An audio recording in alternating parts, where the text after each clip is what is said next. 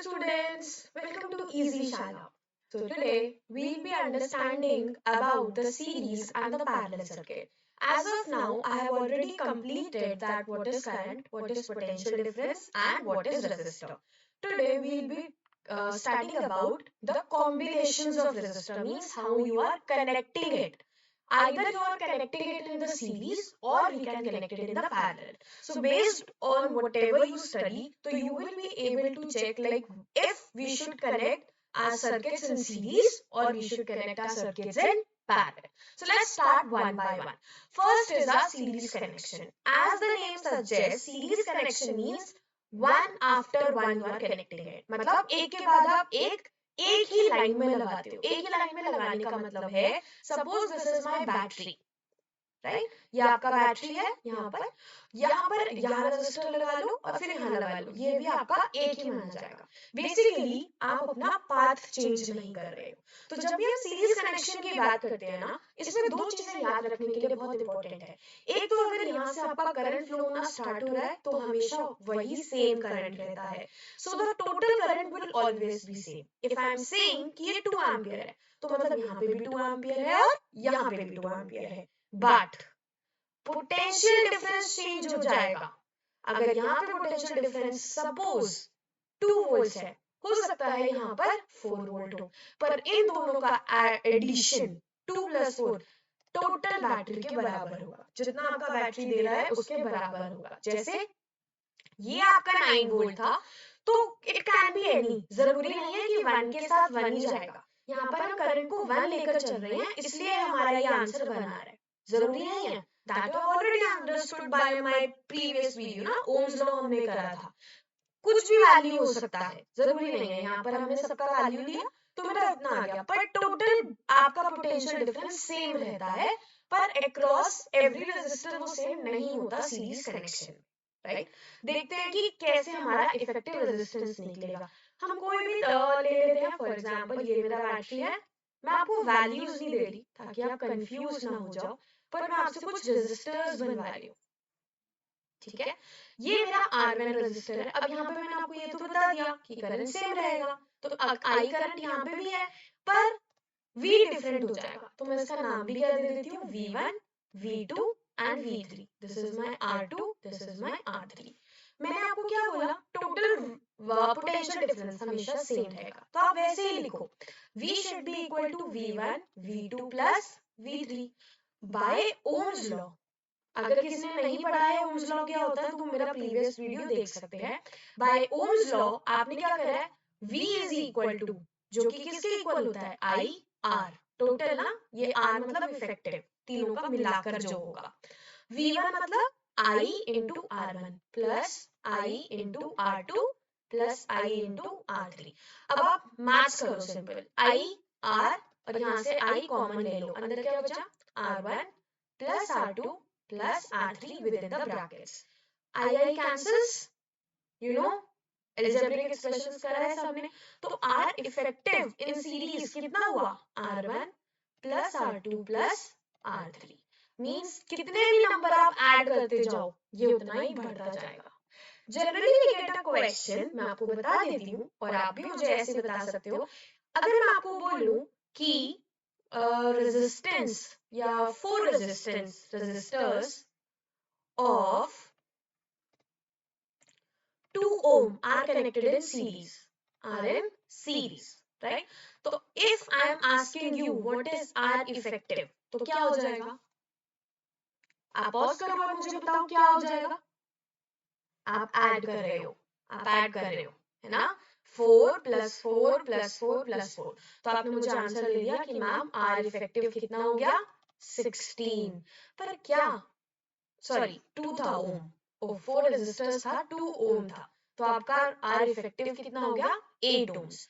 But क्या ये नहीं हुआ 4 × 2, तो क्या जब सेम वैल्यू होती है तो क्या मैं R इफेक्टिव N × R नहीं बोल सकती, बोल सकते हैं, पर ये फॉर्मूला सिर्फ तभी चलता है जब आपके रेजिस्टेंस सेम हो. तो अगर आपको अपनी बुक्स में एक फॉर्मूला मिलता है तो डोंट गेट कंफ्यूज्ड, यहाँ पर आपका रेजिस्टेंस का वैल्यू सेम है. सिर्फ कहाँ फर्क है? यहाँ पर। अगर आप जनरल याद करते हो तो वो बेस्ट है, राइट? कहीं कहीं पर आपको ये R is equal to NR देते हैं और पेपर्स में ये आपसे 2 मार्क्स का क्वेश्चन पूछ लेते हैं जस्ट टू कंफ्यूज। वैसे बच्चों को जरूरत नहीं पड़ती क्योंकि वो फिर इसी फॉर्मूले से सॉल्व कर लेते हैं, but just to see it आप उसको इस तरह से कर सकते हो। अब यहाँ पर एक बहुत इंपॉर्टेंट चीज देखो, अगर मैं यहाँ पर 2 ओम के 4 रेजिस्टर्स लगा रही थी तो मेरा टोटल जो रेजिस्टर इफेक्टिव आ रहा था वो कितना आ रहा था? 8। तो वो 2 से ज्यादा हो गया ना? It's more than that, right? When it's more, तो in series connection हमें पता चल गया कि R effective will be more. Is that clear? Right? पहली चीज। दूसरी चीज, यहाँ पर रेजिस्टर्स का मतलब है मैंने कुछ लोड लगा रखा है और वायर अपने हिसाब से उन्हें कुछ रोक रही है। यही मैंने आपको ओम्स लॉ में बताया था। नाउ लेट्स सपोज कि मेरे बहुत सारे बल्ब्स सीरीज में कनेक्टेड हैं। What will happen if this bulb will stop working? ये ब्रेक हो गया तो क्या बाकी के 2 बल्ब चलेंगे? चलेंगे? आप पॉज करके मुझे कमेंट बॉक्स में आंसर दे सकते हो। चलो मैं बताती हूँ, नहीं चलेंगे। मैंने आपको सर्किट्स के टाइम 2 टाइप के सर्किट्स बताए थे, क्लोज और ओपन। अगर ये सर्किट ओपन हो गया तो ये दोनों भी चलने बंद कर देंगे। जनरली किसी किसी के घर में आपके 2 बल्ब एक ही बटन से चलते हैं। अगर एक नहीं चलता तो कई बार दोनों नहीं चलते और कई बार आपका उसी एक बटन से एक चल जाता है और एक नहीं चलता। तो अगर वो दोनों ही नहीं चल रहे हैं तो वो सीरीज है, पर अगर एक चल रहा है और एक नहीं चल रहा तो वो कौन सा हो जाएगा? Parallel connection, right? पैरेलल। अब पहले मैंने आपको बताया था ये वाला कि अगर ये सीरीज में है, पैरेलल का मतलब क्या हो गया? एक के नीचे एक। तो अब आप इसे भूल जाओगे। अब आपने कनेक्शन कैसे कर रखा है? 2 यहाँ पर है और फिर 1 भी यहाँ पर है। इस तरह से आपका वो कनेक्टेड रहेगा विद अ बैटरी। फर्क आ जाएगा, just to make you understand कि वो फर्क कैसे आएगा। वो कनेक्शंस एक के नीचे एक हो जाएंगे, right? To make you understand better. अब यहाँ पे क्या होगा? हर बारी आपके यहाँ पर नोड है, मतलब जहां पर आपका करंट डिवाइड हो रहा है, तो इट्स क्लियर कि एग्जैक्टली ऑपोजिट है। यहाँ पर आपका करंट, टोटल करंट तो सेम रहेगा पर हर रेजिस्टर में करंट डिफरेंट हो जाएगा, पर वोल्टेज ओवरऑल सेम रहेगी। यहाँ पर आपका V सेम होता है और I डिफरेंट। आपका V सेम हो गया और I डिफरेंट हो गया, फर्क हो गया। अब देखो सेम तरीके से हम इसमें भी चलेंगे कि हम इफेक्टिव रेजिस्टेंस कैसे निकालते हैं। कुछ भी आप कुछ भी तरीका लगा लो। This is your resistance, this is your resistance and this is your resistance and this is your battery. ये आपका बैटरी है, राइट? अगेन कोई वैल्यू मत लो, R1 R2 and R3। Current अलग अलग हो जाएगा ना, I1 I2 and I3। Total V is same और टोटल करंट भी तो I था। अब यहाँ क्या सेम होगा? I is equal to I1 plus I2 plus I3। Again Ohm's law लगाओ। I को क्या लिख सकती हूँ मैं? V upon R। दिस R means effective one. This is V upon R1 plus V upon R2 plus V upon R3. Now again maths, अपना V cancel कर दो। 1 upon R effective is equal to आप सबका reciprocal add कर रहे हो। तो this becomes your formula for the parallel questions, right? अब यहाँ पर हम कुछ वैल्यू लगा कर देखते हैं। सपोज आप सेम भी लगा के देख सकते हो आप चाहो तो। यहाँ पर अगर आप सेम लगा के देखते हो, let's suppose 1 upon R effective, हम वही सेम ले लेते हैं 4 रेजिस्टेंस को जो 2 ओम के थे। तो 1/2 प्लस 1/2 प्लस 1/2 प्लस 1/2। तो यहाँ पर क्या हो जाएगा? आप 4 टाइम्स 1/2 को मल्टीप्लाई कर रहे हो। वहां क्या था? N/R। यहाँ पर क्या है? N upon R। तो if your resistances are same, your 1 upon R effective is equal to N upon R, right? और you can say कि मेरा R effective क्या हो गया? Resistance upon N। क्योंकि आप फिर इसका रेसिप्रोकल करके वैल्यू निकालोगे ना, तो ये कितना आ गया? 2।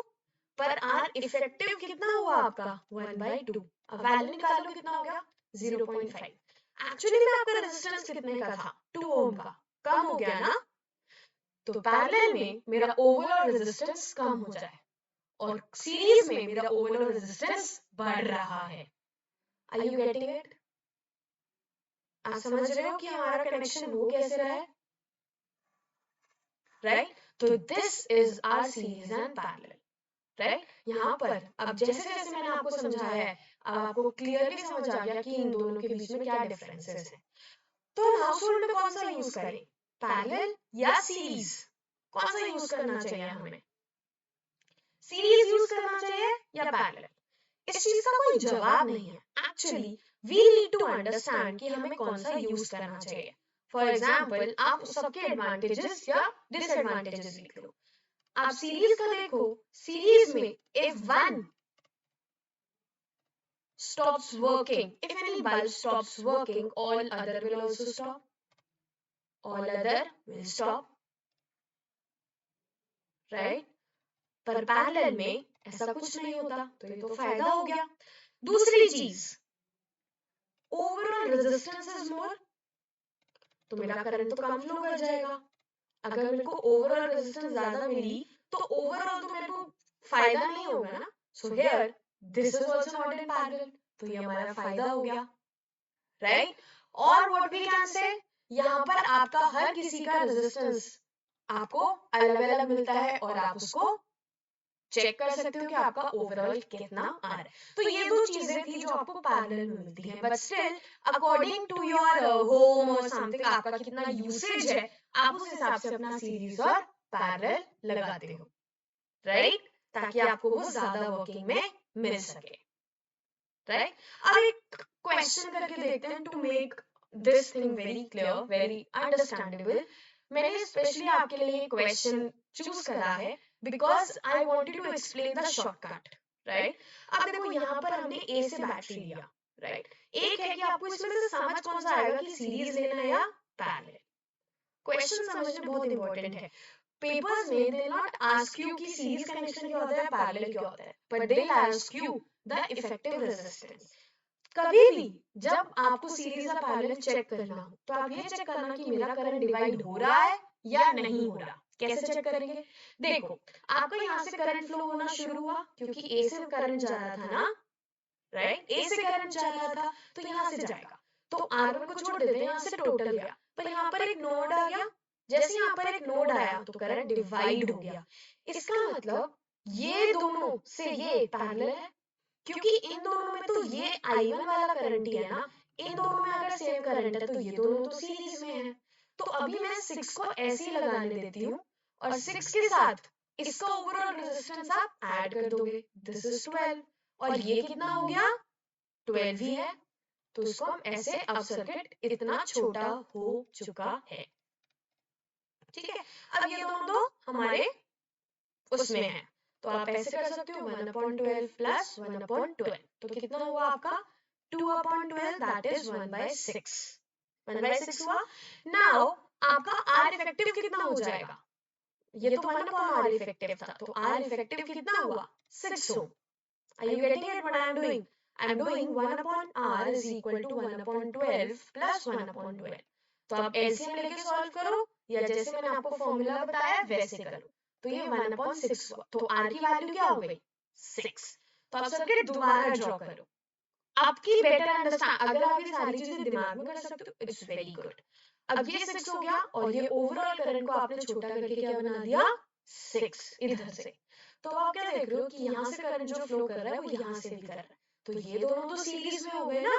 तो बेसिकली आपका सर्किट लास्ट में क्या बन गया कि यहाँ से आपका 12 वोल्ट का बैटरी जा रहा है और यहाँ से आपका 12 ओम रेजिस्टर है, तो करंट आपका कितना आ जाएगा, I is equal to V upon R, it's 12/12, तो आपका करंट कितना आया 1 एम्पियर।